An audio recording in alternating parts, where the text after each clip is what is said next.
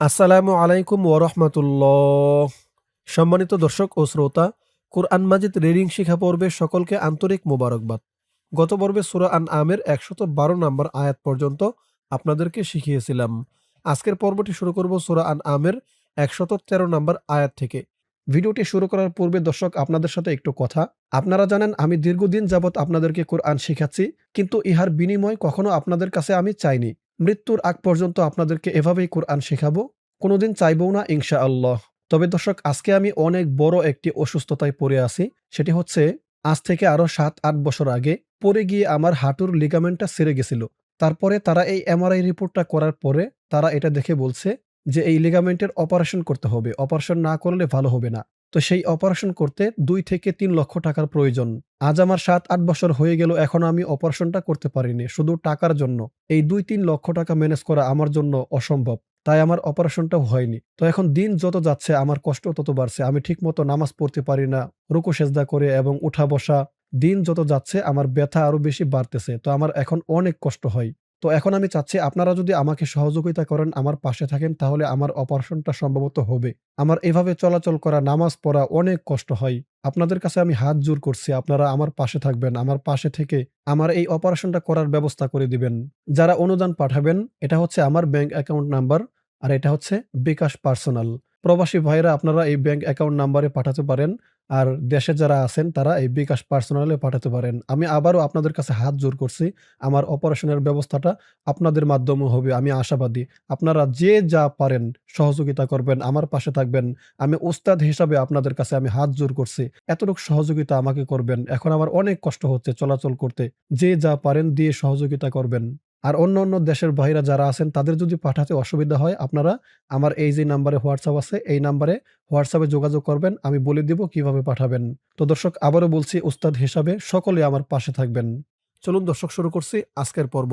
আউযু বিল্লাহি মিনাশ শাইতানির রাজীম। বিসমিল্লাহির রহমানির রহিম। ولتصغى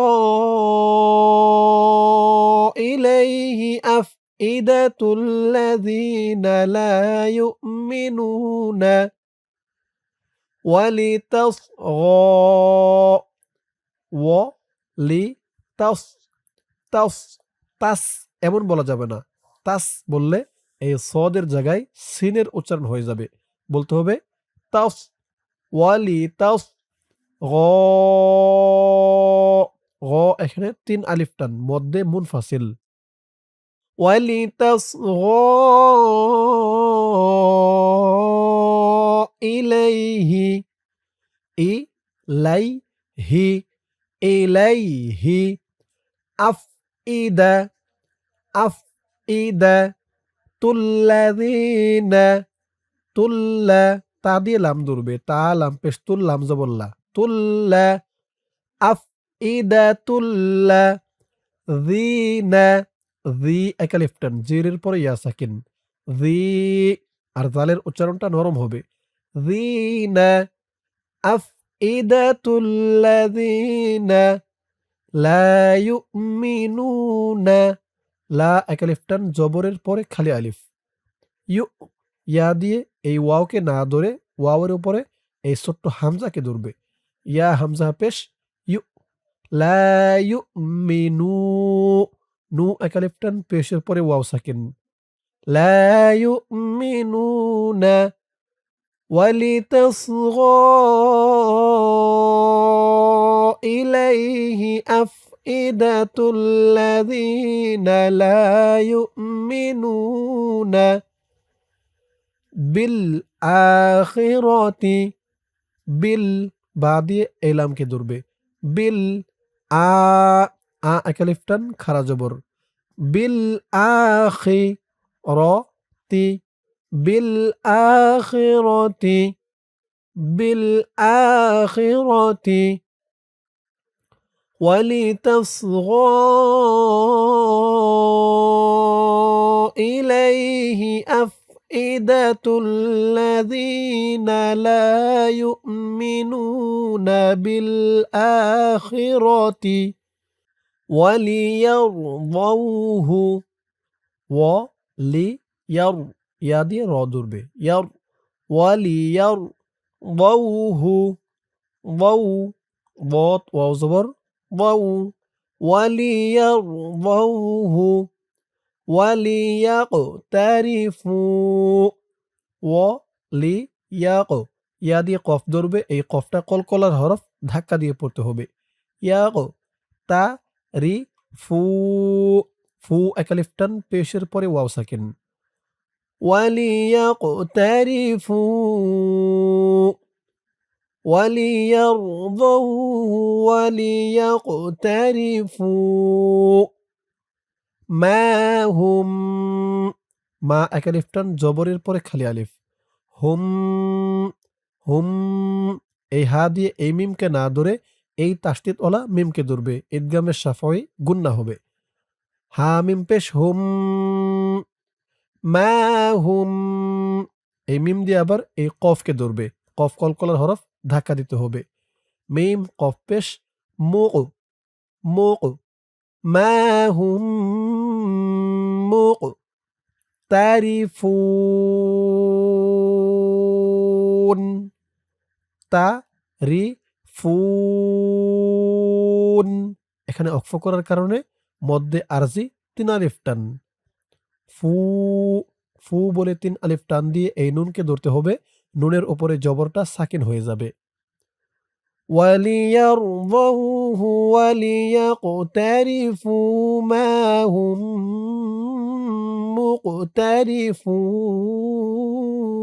مقترفون أفغير الله أفغي أفغي غين دي يا ضربة غي أفغير الله র দিয়ে এই তাসদিদ ওলা লামকে ধরবে র লাম জবর রল লাম খারা জবর ল খারা জবর এক আলিফ টান রল ল আফাগাইরাল্লাহি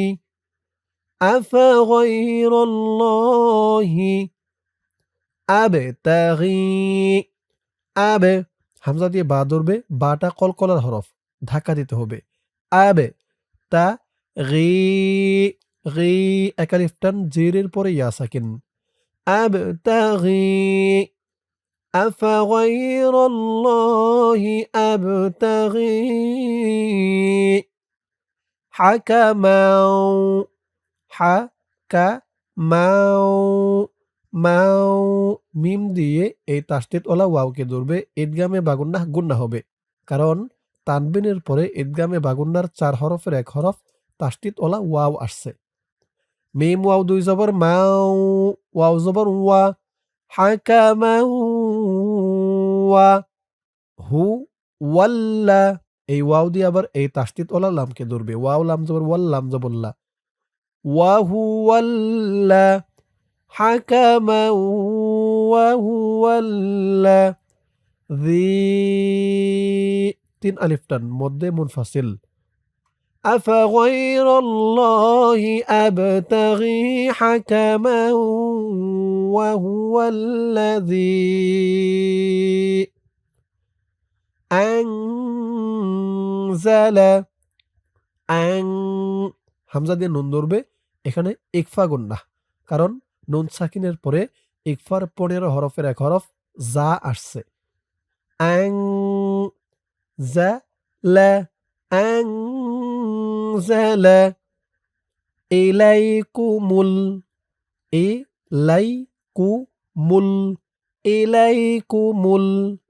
কিতাবা তা এক আলিফ টান খারা জবর ইলাইকুমুল কিতাবা أفغير الله أبتغي حكما وهو الذي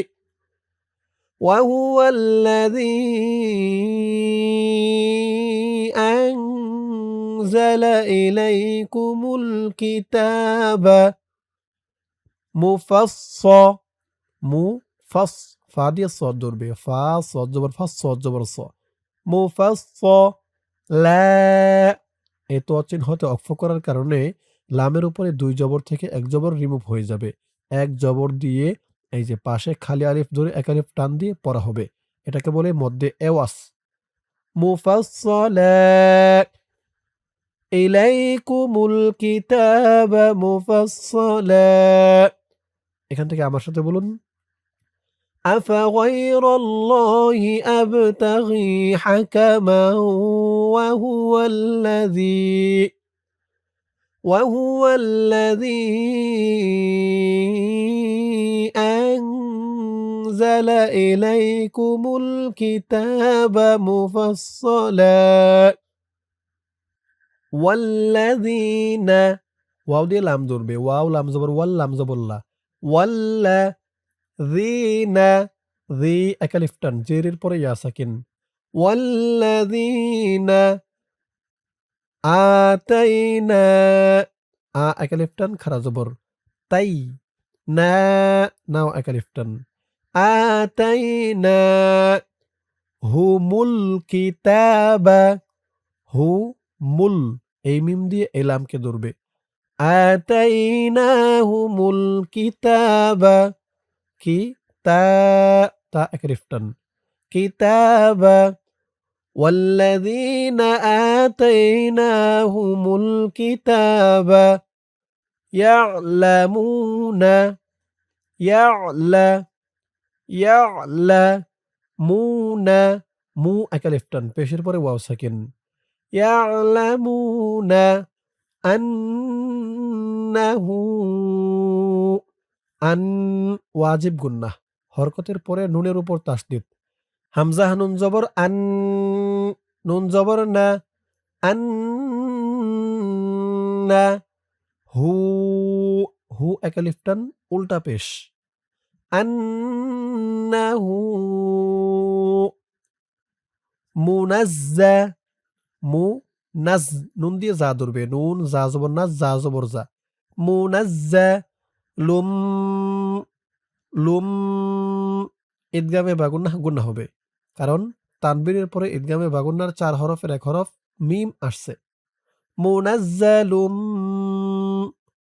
এই মিম দিয়ে আবার এই তাসদীদ ওয়ালা র কে ধরবে, মাঝখানে এই নুনটা বাদ যাবে, খেয়াল করুন, মুনাজ্জা, লাম মিম দুই পেশ লুম, মুনাজ্জালুম, মিম রজের মির, মুনাজ্জালুম মির, এই র দিয়ে আবার এই তাসদীদ ওয়ালা বা কে ধরবে, র বা জবর রব, বা জের বি, মির রব্বি কা, মুনাজ্জালুম মির রব্বিকা, মুনাজ্জালুম মির রব্বিকা বিল হাক্কি, বা দিয়ে এলামকে ধরবে, বিল হাক্কি, হা কব জবর হাক, কব জের কি, বিল হাক্কি ফালা, ফালা, লা এক আলিফ টান, মুনাজ্জালুম মির রব্বিকা বিল হাক্কি ফালা। এখান থেকে আমার সাথে বলুন, ওয়াল্লাযীনা আতাইনাহুমুল কিতাবা ইয়ালামুনা আন্নাহু মুনাজ্জালুম মির রব্বিকা, মুনাজ্জালুম মির রব্বিকা বিল হাক্কি ফালা। আয়াতের বাকি অংশ রয়েছে পরের পৃষ্ঠায়। ধরুন আয়াতের বাকি অংশ এই পৃষ্ঠায়। ওই পৃষ্ঠার শেষের শব্দটা ছিল ফালা, ওই ফালা সহ ধরে পড়ব। ফালা তাকু, তা কু, কু এক আলিফ টান, পেশের পরে ওয়াও সাকিন। ফালা তাকু নান্না, নান ওয়াজিব গুন্নাহ, হরকতের পরে নুনের উপর তাসদীদ, নুন, নুন জবর নান, নুন জবর না, ফালা তাকুনান্না মিনাল, মিনাল, এই নুন দিয়ে এলামকে ধরবে, মিনাল মুমতা, মিম দিয়ে এই মিম ধরবে, মিম মিম পেশ মুম, মিনাল মুমতা ফালা তাকুনান্না মিনাল মুমতারিন।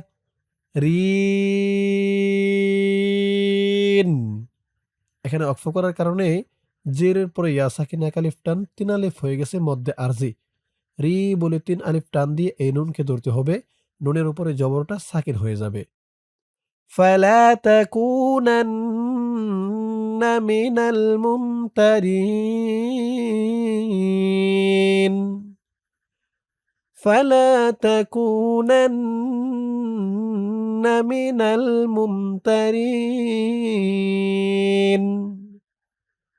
ওয়া তাম্মাত ওয়া তাম এখানে ওয়াজিব গুন্না। হরকতের পরে মিমের উপর তাসদিদ। হরকতের পরে মিমের উপর তাসদিদ এবং হরকতের পরে নুনের উপর তাসদিদ। নুন এবং মিম হরকতের পরে এই ২ টা অক্ষরের উপর তাসদিদ হলেই ওয়াজিব গুন্নাহ। ওয়া তাম্মাত কালিমাতু কালিমাতু। এই যে দেখুন, এটা হচ্ছে কাফ আর এই যে খাড়াটা হচ্ছে লাম। কাফের উপর জবর, লামের নিচে জির। কালিমাতু ওয়া তাম্মাত কালিমাতু রব্বিকা রব্বিকা সিদকাও সিদি সদ দিয়ে এই যজমলা দালকে ধরবে। কলকলা, এই দালটা কলকলার হরফ ধাক্কা দিয়ে পড়তে হবে। সিদি কও কফ দিয়ে ওয়াও ধরবে, ঈদগামে বা গুন্না হবে। সিদকাও ওয়া'আদলা ওয়া'আদে দাল কলকলার হরফ। ওয়া'আদে লা লা একালিফ টান। এ ত চিহ্ন হয়তো অক্ফ করার কারণে লামের উপরে ২ জবর থেকে ১ জবর রিমুভ হয়ে গেছে। সিদকাও ওয়া'আদলা ওয়া তাম্মাত কালিমাতু রাব্বিকা সিদকাও ওয়া'আদলা। একেবারে সিদ এমন বলবেন না। বলতে হবে সইদে সইদে। সদের উচ্চারণটা ঠিক রাখতে হবে। ওয়া তাম্মাত কালিমাতু রাব্বিকা সিদকাও ওয়া আদলা লা মুবাদ্দিলা লা একালিফ টান, জবরের পরে খালি আলিফ। মুবাদ্দি মুবাদ্দি লা মুবাদ্দি লা লা মুবাদ্দিলা লিকালিমা লিকালিমা মা একালিফ টান খাড়া জবর। লা মুবাদ্দিলা লিকালিমাতিহ তিহ। এই জিম চিহ্ন হচ্ছে অক্ফ করার কারণে হার নিচে খারাজের এটা সাকিন হয়ে গেছে। তিহ লা মুবাদ্দিলা লিকালিমাতিহ লা মুবাদ্দিলা লিকালিমাতিহ ওয়া হুয়াস-সা ওয়াহুয়াস-সা ওয়াও দিয়ে এই তাসদীদ ওয়ালা সিনকে ধরবে। ওয়াও সিন জবর ওয়াস সিন জবর সা। ওয়া হুয়াস-সা মি মি একালিফ টান, জিরের পরে ইয়া সাকিন। ওয়া হুয়াস-সামিউল এই আইন দিয়ে এই লামকে ধরবে। আইন লাম পেশ উল ওয়া হুয়াস-সামিউল আলিম আলিম। এখানে অক্ফ করার কারণে জেরের পরে ইয়া সাকিন এক আলিফ টান ৩ আলিফ হয়ে গেছে মধ্যে আরজি। ওয়া হুয়াস সামিউল আলিম ওয়া হুয়াস সামিউল আলিম। দর্শক, আজকের পর্বটি এই পর্যন্তই। আজকের পর্বের মাধ্যমে আমি আপনাদেরকে কোরআন মাজিদ সহিহ শুদ্ধ করে রিডিং শিখালাম সূরা আনআমের ১১৫ নাম্বার আয়াত পর্যন্ত। ইনশাআল্লাহ এর পরের পর্বটি শুরু করব সূরা আনআমের ১১৬ নাম্বার আয়াত থেকে। তো আজ এই পর্যন্তই। সকলেই ভালো থাকবেন। আসসালামু আলাইকুম ওয়া রাহমাতুল্লাহ।